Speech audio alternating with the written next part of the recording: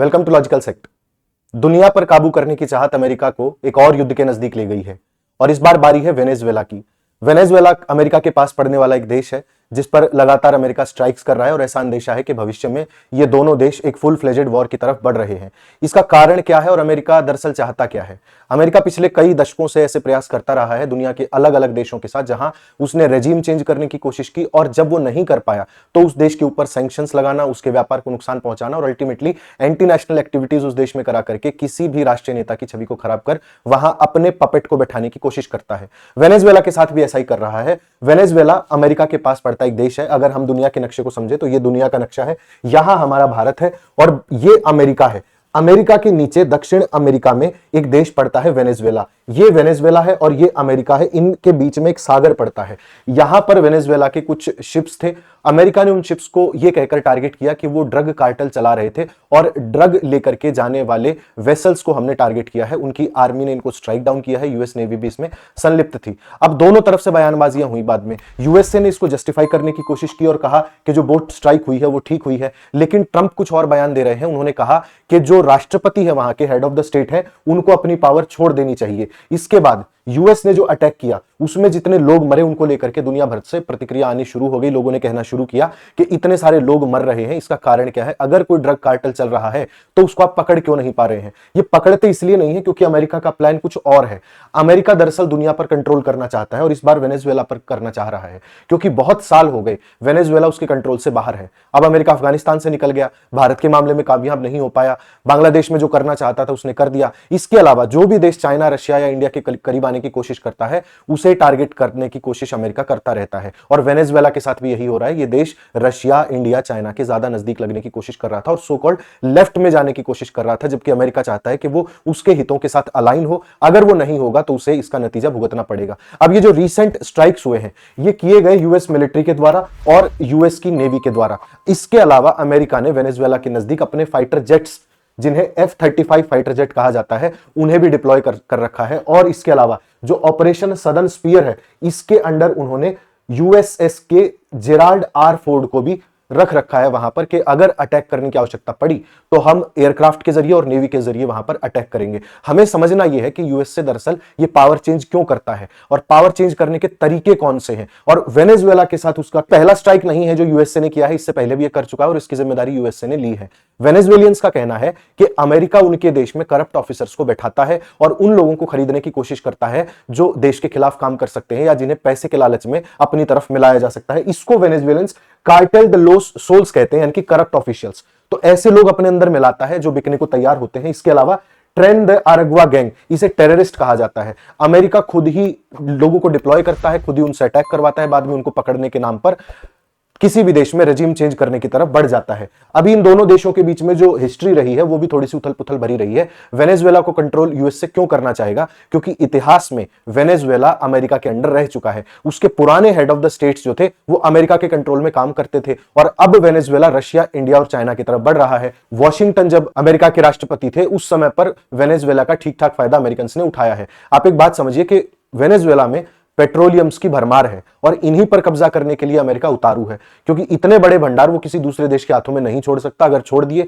तो वो इकोनॉमिकली बहुत अच्छा हो जाएगा, उसकी आर्थिक स्थिति अच्छी हो जाएगी, जो अमेरिका के लिए नुकसानदायक है, क्योंकि वो किसी दूसरे देश को अपने बरक्स खड़ा नहीं होने देना चाहता। इसीलिए जो मॉनरो डॉक्ट्राइन थी वो बनी थी और मॉनरो डॉक्ट्राइन में अर्ली अमेरिका और वेनेजुएला का साथ हमें देखने को मिलता है। लेकिन जब ऑयल महत्वपूर्ण रिसोर्स बना तब यहां पर डिक्टेटरशिप को बढ़ावा दिया गया और ऐसे रूलर्स को लगातार अमेरिका की शय मिली जो वेनेजुएला के खिलाफ काम कर सके और अमेरिका के पक्ष में काम कर सके, क्योंकि वो चंद पैसों के लिए अपने देश को बेचने के लिए तैयार हो जाते थे। इसी में यूएस नेवी ने जुआन विंसेंट गोमेज को पावर सीज करने में मदद की। उन्होंने राष्ट्रपति बनके 1908 से 1935 तक एक ऐसा रेजिम चलाया जिसमें वेनेजुएलियंस को बुरी तरीके से सप्रेस किया गया था और अमेरिका का साथ दिया गया था। और अमेरिकन कंपनी जैसे एक्सॉन मोबिल और भी बहुत सारी उनकी स्टेट ओन्ड कंपनियां, प्राइवेट कंपनीज ऐसी थी जिनको ऑयल के ऊपर एकाधिकार दे दिया गया था, जिससे न सिर्फ अमेरिका को फायदा हुआ बल्कि वेनेजुएला के लोगों को बहुत ज्यादा नुकसान झेलना पड़ा, जो आगे हम समझेंगे कि आज किस कगार पर पहुंच चुके हैं।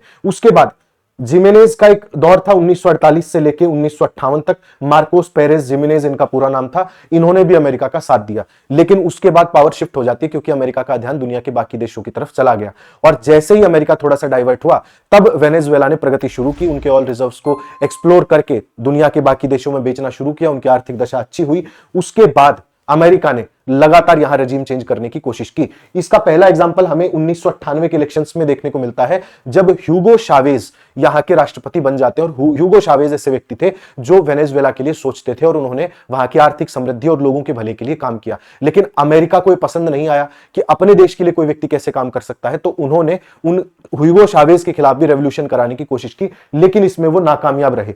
इसके अलावा जब ह्यूगो शावेज की मृत्यु हो जाती है, और उनकी मृत्यु से पहले भी 2002 में अमेरिका ने ऐसा प्रयास किया कि मिलिट्री की सहायता से ह्यूगो शावेज के जो रेजिम था उसको ओवरथ्रो कर दिया जाए और मिलिट्री के बिकाऊ लोगों के हाथों में सत्ता देकर के ऑयल एक्सप्लोरेशन किया जा सके और वेनेजुएला को अपने कहे अनुसार चलाया जा सके। लेकिन ये जो कू था 2002 का, तख्ता पलट की कोशिश थी, ये नाकामयाब रहती है क्योंकि ह्यूगो शावेज अमेरिका की चाल को समझ चुके थे और उन्होंने जो यूएस के फंडेड प्रोग्राम्स थे, जैसे यूएस एड हो गया, उनके जरिए जो मदद मिलती थी, वो खेल समझ चुके थे कि ये एड उन्हें मदद करने के लिए नहीं आती, बल्कि उनके रजीम को ओवरथ्रो करने के लिए आती है। अगर आप ये पैटर्न नोटिस करेंगे तो सेम पैटर्न बांग्लादेश में, म्यांमार में और भारत में भी डिप्लॉय करने की कोशिश की गई, लेकिन अमेरिका कामयाब नहीं हुआ और वेनेजुएला में कोई क्रांति नहीं कर पाया। इसके अलावा लगातार वो एक थ्रेट देता रहता है वेनेजुएला को कि आपके जो लीडर्स हैं वो नाकामयाब हैं, वो नाकाबिल है, उनको हटाना चाहिए, और अगर आप उनको नहीं हटाएंगे, अगर वो अमेरिका के साथ मिलकर नहीं चलेंगे, तो हम आप पर सैंक्शंस लगा देंगे।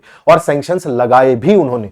पहले ओवरथ्रो करने की कोशिश करेंगे, फिर सैंक्शंस लगाएंगे, और अगर नहीं मानेंगे तो आप पर मिलिट्री एक्शन किया जाएगा, जैसे वेनेजुएला पर हो रहा है। और आपके पास एक ही ऑप्शन बचेगा कि आप युद्ध में चले जाइए, और युद्ध में अमेरिका की मिलिट्री पावर आपको छोड़ेगी नहीं, आपको हरा करके ऐसे व्यक्ति को डिप्लॉय कर देगी जो उसके इशारों पर चले, और वहां के जितने भी लोग हैं, जो भी आबादी है, वो अमेरिका के चरणों में आ जाएगी और एक देश पर अमेरिका कब्जा करता है। ऐसी ही उनकी रणनीति है जो वो अलग अलग देशों में डिप्लॉय करते हैं। अब जो करंट जियोपॉलिटिकल स्थिति है वो इसलिए आई क्योंकि अमेरिका वेनेजुएला के पिंक टाइड को रोकना चाहता है, जिसका मतलब होता है कि वेनेजुएला की विचारधारा दक्षिण पंथ से हटके वाम पंथ की तरफ जा रही है, और जैसे जैसे वो लेफ्ट की तरफ जाएगी उतना अमेरिका से दूर चली जाएगी, क्योंकि अमेरिका एक पूंजीवादी देश है, और अगर कोई देश समाजवाद की तरफ या मार्क्सिज्म की तरफ या लेफ्ट की तरफ जाता है तो उसे वो गवारा नहीं होता है। और साथ ही बाकी जो उसके स्टेट ओन्ड एसेट्स हैं वेनेजुएला के, उनको भी कंट्रोल करने की कोशिश अमेरिका करता है कि वो समाजवाद की तरफ ना जाए और अमेरिका की तरफ पूंजीवाद में ही रहें। अमेरिका जो कर रहा है उसकी लीगल पोजीशन क्या है? क्या अंतर्राष्ट्रीय न्यायालय, अंतर्राष्ट्रीय कानून उसे वाजिब ठहराता है, या अमेरिका खुद से ही जोर जबरदस्ती कर रहा है और उसे ऐसा करने के लिए किसी की मंजूरी की आवश्यकता नहीं है? अंतर्राष्ट्रीय कानून यह कहता है कि जब आप पीसफुल कंडीशन में होते हो तो आप सिर्फ उन लोगों को टारगेट कर सकते हो जो आपके स्टेट के अगेंस्ट काम कर रहे हैं, आपके लिए सिक्योरिटी थ्रेट है। अमेरिका इस मसले पर यह कहता है कि हमने तो वेनेजुएला पर कोई टारगेट किया ही नहीं है, हम तो टेररिस्ट्स को मार रहे हैं, और साथ ही जो ड्रग कार्टेल चलते हैं, जो वेनेजुएला में गलत तरीके से या तो एक्सपोर्ट कर रहे हैं किसी प्रकार से ड्रग का, या अमेरिका में उन ड्रग्स को लेकर के आ रहे हैं, हम उन्हें टारगेट करते हैं और मारते हैं। लेकिन सच्चाई यह है कि 80 से ज्यादा लोग अभी तक इन अटैक्स में मर चुके हैं और अमेरिका के पास कोई इस बात का सबूत नहीं है कि ये वाकई ड्रग कार्टेल चला रहे थे या नहीं। ऐसे में जिम्मेदारी बन जाती है अंतर्राष्ट्रीय न्यायालय की और अंतर्राष्ट्रीय समुदाय की कि वेनेजुएला का साथ दे, क्योंकि अगर वेनेजुएला मरा तो ऐसे तो किसी भी देश को अमेरिका कल को अटैक करके अपने अंडर लेने की कोशिश कर सकता है। साथ ही वॉर क्राइम के एलिगेशन वेनेजुएला पर लगते हैं कि अमेरिका जो कर रहा है वो न्याय की स्थिति में नहीं कर रहा और पीस की कंडीशन में नहीं कर रहा। जब पीसफुल होते हैं तो आपको अटैक नहीं करना होता है, लेकिन ये तो अटैक कर रहे हैं। ये बताते हैं कि ये पर्सनल अटैक्स नहीं थे वेनेजुएला पर, ये तो उनकी एजेंसीज पर अटैक है जो हमारे यहां पर ड्रग्स छोड़ करके जाती है। साथ ही आर्म्ड फोर्सेस और आर्म कॉन्फ्लिक्ट अमेरिका करवाता है जिसकी कोई न्यायिक बिसात नहीं है, जो कानून में कहीं नहीं लिखा है कि आप मिलिट्री की सहायता से दूसरे देशों में कू कराइए, अपने रेजिम्स को ओवरथ्रो करवाइए और उन लोगों का साथ दीजिए जो उस देश में भ्रष्टाचार करते हैं या अपनी सरकार को या अपने देश को नुकसान पहुंचा सकते हैं। अमेरिका न सिर्फ वेनेजुएला में बल्कि अक्रॉस द ग्लोब ऐसे मामलों में संलिप्त पाया गया है जहां पर उसने पावर को ओवरथ्रो करने की कोशिश की है मिलिट्री कू की सहायता से। उन डिक्टेटर्स का साथ देता है जो अपने देश को बेचने को तैयार हो जाते हैं और बाद में उन्हीं के साथ मिलकर के अपने ऑयल एक्सप्लोरेशन को या अपनी इकोनॉमी को बेहतर करने का प्रयास करता है। इसका एग्जाम्पल हमें सद्दाम हुसैन के मामले में देखने को मिलता है, पाकिस्तान में देखने को मिलता है, म्यांमार में जब मिलिट्री की सहायता से जुनता सरकार को उखाड़ फेंकने की कोशिश की गई तब देखने को मिलता है, और अब मोहम्मद यूनुस जो बांग्लादेश के प्रधानमंत्री बने और शेख हसीना को भागना पड़ा मिलिट्री से जो कू करवाया उन्होंने, उसमें हमें देखने को मिलता है। साथ ही कॉन्स्टिट्यूशनल कंसर्न ये बताता है कि आपके देश में कॉन्स्टिट्यूशनल कंसर्न है, उन्हें हम सुधारने की कोशिश कर रहे हैं कि हम डेमोक्रेसी आपके देश में ला देंगे, जबकि असल पिक्चर ये है कि वो डेमोक्रेसी को खराब करने की कोशिश करते हैं। अंतरराष्ट्रीय समुदाय पूरी तरीके से अमेरिका के सेक्शन के खिलाफ है, लेकिन अमेरिका का कुछ किया नहीं जा सकता क्योंकि अमेरिका के पास पावर है और वो किसी भी मुद्दे को, एक आम से मुद्दे को भी युद्ध का मुद्दा बना सकता है और किसी देश पर अटैक करके उसके रेजिम को ओवरथ्रो करके अपनी हेजेमनी वहां पर एस्टैब्लिश कर सकता है। हिस्टोरिकल पैटर्न्स भी हमें यही बताते हैं कि 50 से ज्यादा बार अमेरिका दुनिया के अलग अलग देशों में ऐसे रेजिम चेंज करने की कोशिश कर चुका है। रिसेंटली ऐसी कोशिश भारत में की गई जब हमारे पीएम को असैसिनेट करने का प्लान तैयार हुआ, जिसमें सीआईए का एक एजेंट मारा गया था, ढाका में पाया गया था और उसे क्लेम करने से भी मना कर दिया था बाद में यूएस एजेंसीज के द्वारा, और अंतरराष्ट्रीय पटल पर से खबर भी गायब कर दी गई थी। इसके अलावा जो छोटे देश हैं, खासकर अफ्रीका के या ऐसे देश जहां पर बहुत मजबूत सरकार और मिलिट्री नहीं है, वहां पर तो बहुत इजीली अमेरिका किसी भी भ्रष्ट नेता को पैसे दे करके बड़ी आसानी से कू वहां पर करा लेता है। लेकिन यह समस्या है कि अगर आप देशों को ऐसे कब्जाने चले जाएंगे तो यह सिलसिला कहां रुकेगा और इसका अंत क्या होगा। मिलिट्री ऑपरेशनल्स जो होते हैं, पर्सनल जो होते हैं, उनको ट्रेन करता है अमेरिका और बाद में अपने देश के खिलाफ एक्ट करने के लिए छोड़ देता है। उनको पैसे देता है, हथियार देता है, ट्रेनिंग देता है और बताता है कि आपको क्या करना है और बाद में वहां से अपने आर्थिक लाभ ले लेता है और हाइब्रिड वॉरफेयर के टूल क्रिएट करता है। हाइब्रिड वॉरफेयर से मतलब है कि आप एक फ्रंट पर ना लड़के अलग अलग तरीके से लड़ो। मसलन कि अगर आप किसी देश के साथ डायरेक्टली युद्ध में नहीं उलझना चाहते तो आप उस देश पर लगातार ऐसे अटैक्स करते रहो जिससे उसकी इकोनॉमी कमजोर हो जाए। वेनेजुएला के साथ भी यही किया, रशिया के साथ भी यही किया। आपके ऊपर इकोनॉमिक सैंक्शंस लग जाएंगे, आर्थिक प्रतिबंध लगने के बाद आप किसी दूसरे देश के साथ व्यापार नहीं कर पाओगे। बाकी के देश अमेरिका के दबाव में आपके साथ व्यापार करने से बचेंगे, अगर वो करेंगे तो उन पर भी सैंक्शंस लगेंगे। आपकी इकोनॉमी नीचे जाएगी तो लोग आपके खिलाफ भड़केंगे कि उनको नौकरियां नहीं मिल रही हैं, देश की अर्थव्यवस्था अच्छी नहीं है, और जब वो भड़केंगे तो वहां और पैसा डाल करके उन्हीं प्रोटेस्टर्स को और ज्यादा इग्नाइट करेंगे और अपनी सरकार के खिलाफ भड़का करके देश में गृह युद्ध की स्थिति पैदा करवाएंगे। फिर मिलिट्री उसको कंट्रोल करने आएगी और फिर मिलिट्री किसी ऐसे व्यक्ति को चुन करके सत्ता में प्रधानमंत्री या राष्ट्रपति बना देगी जो अमेरिका के फेवर का होगा और बाद में अमेरिका उससे सारे वो काम करा लेगा जो वो करवाना चाहता है। तो ये जो इकोनॉमिक स्ट्रैंगुलेशन डालता है अमेरिका, ये भी उसका एक बहुत बेहतरीन तरीका हो सकता है। अभी जैसे भारत पर प्रतिबंध अमेरिका ने लगाए, वो इसका एक तरीका था क्योंकि भारत की सरकार लगातार अमेरिका के विरोध में काम कर रही थी, अमेरिका के नीचे काम करना नहीं चाहती थी, अपनी संप्रभुता को, सोवरेनिटी को बचाना चाह रही थी कि हम अपने देश में अपने तरीके से काम करेंगे, आपके कहने अनुसार हमारा देश नहीं चलेगा। और ये जो सारी चीजें हो रही थी, इसी कारण अमेरिका को दिक्कत हुई, इसने प्रतिबंध लगाए। हमारे देश में भी गृह युद्ध करवाने की स्थिति पैदा अमेरिका करना चाहता था लेकिन नहीं कर पाया। वेनेजुएला छोटा देश है, वहां बड़ी आसानी से कर सकता है और यही अमेरिका की टोटल जो रेवोल्यूशन की स्थिति है या अमेरिका गृह युद्ध करवाने की तरफ जो बढ़ता है और फिर पावर को ओवरटेक करता है, ये उसका मोडस ऑपरेंडी अमेरिका का है। इसके अलावा जो इसके और इंपैक्ट पड़ते हैं वो सबसे बड़ा पड़ता है माइग्रेशन पर, क्योंकि सैंक्शंस लगा दिए, रोज आपके ऊपर अटैक्स होते हैं, तो ऐसे में आपके लोग जो है बाहर माइग्रेट करना शुरू करेंगे और जब माइग्रेट होंगे तो उनसे अमेरिका आपके देश के ऊपर प्रभाव डालने की कोशिश करेगा कि हमारे यहां आपके इतने लोग आ रहे हैं, पॉलिसीज बदलिए, और आपके खिलाफ, आपकी सरकार के खिलाफ लोगों को भड़काएगा। और यही वेनेजुएला में किया। और साथ ही जो काउंटर हेजेमोनिक अलायंस है वो अलायंसेस बनाए जाएंगे, यानी कि अगर आपके देश में कोई ऐसा धड़ा है जो आपके खिलाफ काम करने के लिए राजी हो जाता है तो उसको और ज्यादा पुश किया जाएगा, पैसे दिए जाएंगे, हथियार दिए जाएंगे, इंटेलिजेंस दिया जाएगा और सरकार को ओवरथ्रो करने की कोशिश की जाएगी। इसके अलावा एक बड़ा मुद्दा जो वेनेजुएला के साथ अमेरिका ने अपनाया वो था प्रेसिडेंशियल इलनेस का, और इसमें बहुत सारे डायमेंशंस हैं। ऑन्कोलॉजिस्ट कॉन्स्पिरेसी से कहा जाता है जैसे ह्यूगो शावेज जो थे वो कैंसर से मरे थे, तो ऐसा माना जाता है कि अमेरिका की सरकार और वहां का जो तंत्र है वो इंटरनेशनल लीडर्स को कुछ खिला करके या ऐसे डोजेस दे करके उनके खाने में मारने की कोशिश करता है या घातक बीमारियां देने की कोशिश करता है, जिससे थोड़े साल बाद वो लीडर चला जाता है और एक ऐसे लीडर को तैयार किया जाता है जो अमेरिका के फेवर का हो या उसका साथ देने के लिए तैयार हो जाए। इसी में अगर आप देखोगे तो आपको सबसे बड़ी पिक्चर नोबेल प्राइज की दिखेगी। नोबेल प्राइज देकर के अमेरिका ऐसे लीडर्स को उभारने की कोशिश करता है जो उस देश की लीडरशिप को आगे बढ़ा सके। फॉर एग्जांपल मोहम्मद यूनुस जो कि बांग्लादेश के प्रधानमंत्री हैं, उनको अमेरिका ने नोबेल पीस प्राइज दिलवाया था, उन्हें इकोनॉमी का नोबेल प्राइज मिला था। अभी रिसेंटली आंग सान सू की का एग्जांपल हमने देखा जो बाद में म्यांमार की एक बहुत बड़ी लीडर बनती हैं जिन्हें पीस प्राइज नोबेल का दिया गया था।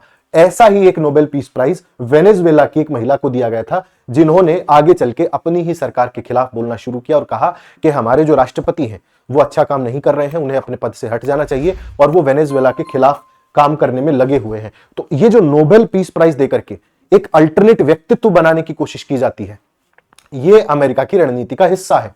आपको समझना होगा कि जब नोबेल प्राइज मिलता है खास करके पीस का, वो इसलिए दिया जाता है क्योंकि किसी व्यक्ति की मान्यता बन जाए उस देश में, वो व्यक्ति स्टैब्लिश हो जाए अपने देश में एक फेस के तौर पर, क्योंकि जब नोबेल पीस प्राइज मिलेगा तो खबर बनेगी उस देश में, फिर सब लोग उस व्यक्ति को जान जाएंगे कि अच्छा इस व्यक्ति को नोबेल प्राइज मिला है, इसका मतलब इसने कुछ अच्छा काम किया होगा। और जब वो व्यक्ति स्टैब्लिश हो जाता है तो वो अमेरिका के फेवर के व्यक्ति को नोबेल पीस प्राइज हमेशा दिलवाते हैं। फिर वहां के रजीम को, चाहे वो मिलिट्री एक्शन हो, चाहे कुछ कोई कॉन्स्पिरेसी करके हो, या उस वहां के राष्ट्रपति प्रधानमंत्री को मार के हो, या गृह युद्ध करवा करके, जैसे भी उनको रजीम चेंज करना है वो रजीम चेंज करेंगे और उस व्यक्ति को पावर में बैठा देंगे जिसको नोबेल पीस प्राइज मिला है। जैसे आंग सान सू की के साथ किया गया, मोहम्मद यूनुस के साथ हुआ, और अभी आप आगे देखोगे कि वेनेजुएला में जिस महिला को ये नोबेल पीस प्राइज मिला है, कोरिना मचादो, इनको भी आगे जाकर के यहां पर राष्ट्रपति या प्रधानमंत्री के पद पर इंस्टॉल करने की कोशिश की जाएगी, जैसा हमें हिस्ट्री में पहले देखने को मिल चुका है। अब टोटल पॉइंट ऑफ व्यू क्या निकालना चाहिए, आपने क्या इससे बनाना चाहिए? पहला तो कि अगर गृह युद्ध की स्थिति पैदा करने की कोशिश एक्सटर्नल फोर्सेस के द्वारा की जा रही है तो थोड़ा सा सोचना चाहिए, लॉजिकली सोचना चाहिए कि क्या यह हमारे देश की समस्या है या यह समस्या पैदा की जा रही है। भारत ने बहुत अच्छा कदम उठाया, जब हमारे ऊपर सैंक्शंस लगे तो हम रुके नहीं। हम रशिया के साथ और चाइना के साथ और यूरोप के साथ हमने ऐसे एग्रीमेंट साइन किए जिससे हमारे व्यापार को ज्यादा नुकसान ना हो। हमारे जो लोग बाहर रहते हैं उनके जरिए अमेरिका ने हमारे ऊपर दबाव डालने की कोशिश की तो हमने बड़े इजीली अपने लोगों को वापस बुला लिया, या हमारे लोग इतने सक्षम थे कि वो वहां अमेरिका की सिटीजनशिप खरीद सके, तो हमें इतना नुकसान नहीं हुआ। मिलिट्री और फाइनेंशियली ब्लॉकेड हमारे साथ अमेरिका नहीं कर सकता, करने की कोशिश कर रहा है लेकिन कर नहीं पाएगा, क्योंकि इंडिया बहुत समझदार और बहुत लॉजिकल देश है जो इस प्रकार के अमेरिका के तंत्रों को पहले से जानता है कि अमेरिका हमारे साथ क्या कर सकता है। वेनेजुएला के साथ क्या समाधान हो सकता है अमेरिका का? बातचीत एक समाधान हो सकता है। अंतर्राष्ट्रीय कानून के साथ अडेयर करने के लिए अमेरिका को मनाया जा सकता है या अंतर्राष्ट्रीय मंचों पर बात उठाई जा सकती है। इसके अलावा जो इंटरनेशनल कॉपरेशन है वो सीख करना चाहिए और कहा जाए कि अमेरिका कानून के साथ चले, और अगर वो कानून के साथ नहीं चलेगा तो दुनिया के बाकी देश भी अमेरिका की चाल को पहचान चुके हैं और वो उसे उसी तरीके से लेंगे जैसे उसका असली तस्वीर है। आप एक बात समझिए कि किसी व्यक्ति को इंस्टॉल करना बहुत मुश्किल नहीं होता है। अमेरिका के पास इतने रिसोर्सेज, मिलिट्री पावर, सब कुछ है कि वो किसी व्यक्ति को हटा करके उस देश में किसी भी व्यक्ति को इंस्टॉल कर सकता है, और ये उसके लिए बहुत मुश्किल नहीं है। हमारे सामने बहुत छोटे छोटे एग्जांपल्स हैं छोटे देशों के, भारत के साथ भी ऐसी प्लानिंग की जा सकती है। तो हमें बचना चाहिए, समझना चाहिए अमेरिका का प्लान। वेनेजुएला के साथ युद्ध की स्थिति पैदा हो चुकी है और जल्दी ही यह युद्ध शायद हमें देखने को मिल जाए अंतर्राष्ट्रीय पटल पर, लेकिन हमें अपने देश के संदर्भ में कम से कम थोड़ा सा चौकन्ना रहना चाहिए। अगर आप ये वीडियो यहां तक देख चुके हैं तो मैं आपसे रिक्वेस्ट करूंगा कि आप हमें सब्सक्राइब करें, क्योंकि हम ऐसे मुद्दों पर बातचीत लगातार करते रहते हैं। ये वीडियो पसंद आया हो तो लाइक करें और आपकी राय हमें कमेंट बॉक्स में जरूर बताएं कि आप वेनेजुएला और यूएसए के मुद्दे पर क्या सोचते हैं और यूएसए के जनरल परसेप्शन के बारे में क्या सोचते हैं, कैसे वो सरकारें बदलता है। बहुत बहुत धन्यवाद।